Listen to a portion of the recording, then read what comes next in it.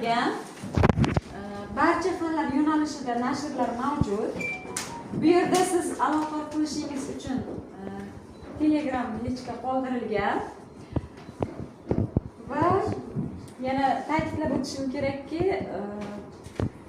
O'zbekiston Respublikasi Prezidenti administratsiyasi huzuridagi axborot va jamoatchilik aloqa agentligi tomonidan ro'yxatdan o'tgan va biz bu jurnal orqali oramizda maqola yozadigan ustozlarimiz bormi?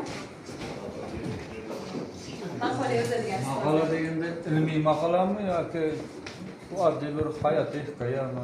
Barcha ko'rinishda ilmiy maqola bo'lishi mumkin, hikoya, she'r, sizni ijodiy materiallaringizni ham qamrab oladi ustoz.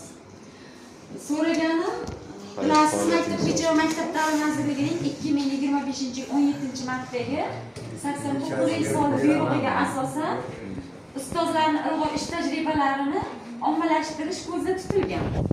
Va bugun siz ushbu jurnalni birinchi o'rganib, keyin o'zingizni maqolangizni berar ekansiz. Maqola yozgan inson 10 betlik tavsiya yoki bo'lmasa shu kungacha maqola yozib ijod qilib kelgan ustoz bemalol 24 betlik metodik qo'llanma yarata oladi. Bilasiz,